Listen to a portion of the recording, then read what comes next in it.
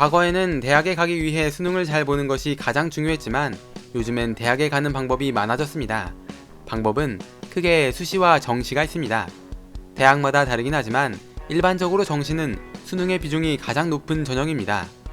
수시에는 학생부를 중점적으로 보는 학생부 종합전형과 학생부 교과전형, 대학별로 논술을 보는 논술전형, 실기나 특기를 시험 보는 실기전형이 있습니다.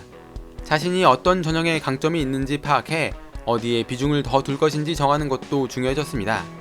특히 최근에는 대입 전형에 대한 변화가 예고되어 있기 때문에 어떤 식으로 바뀌는지 잘 알고 있어야 유리한 위치에서 대입을 준비할 수 있습니다.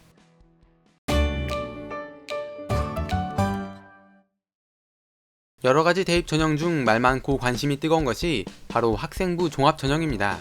학종은 학생부에 기록된 교과 성적뿐만 아니라 창의적 체험활동, 수상경력, 봉사활동 등과 같은 비교과 활동과 자기소개서, 교사 추천서, 면접을 통해 학생을 평가하는 제도입니다.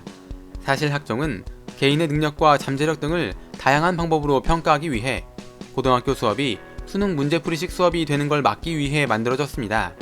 하지만 평가가 이루어지는 과정에서 부모의 배경을 보거나 교사의 능력에 따라 차이가 날 수 있다는 비판을 받으며 학종은 공정하지 않다, 심지어 금수저 전형이라는 지적까지 나오게 되었습니다. 그래서 이번에 나라에서는 더 공정한 평가가 이루어질 수 있도록 학생부 종합 전형을 개선했습니다. 학생 개인의 능력만을 판단하고 외부의 영향을 차단하기 위해 2022학년도 대입부터는 교사 추천서가 폐지되고 2024학년도 대입부터는 자기소개서가 폐지됩니다.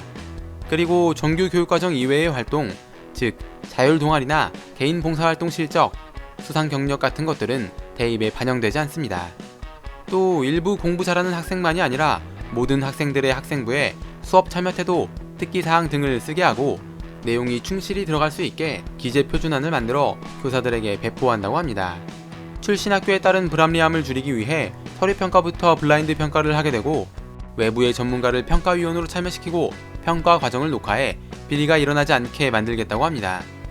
그리고 학종과 논술 전형에 많은 비중을 두고 있는 서울의 일부 대학은 정시로 뽑는 비중을 40% 이상으로 늘리고 학교에서 준비하기 어려운 논술 전형과 특기자 전형을 폐지하고 수능 위주 전형으로 바뀔 수 있도록 유도한다고 합니다.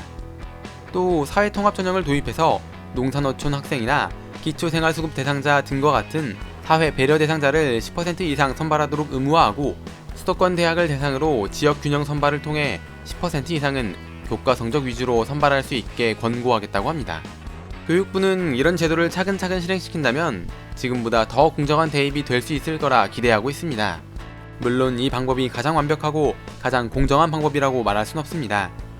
하지만 시험만이 제일 중요했던 과거와는 달리 대학에 갈 수 있는 여러가지 방법을 많이 만들어 다양한 학생들이 더 공정한 방식으로 평가받을 수 있게 바뀌고 있는 것은 사실입니다.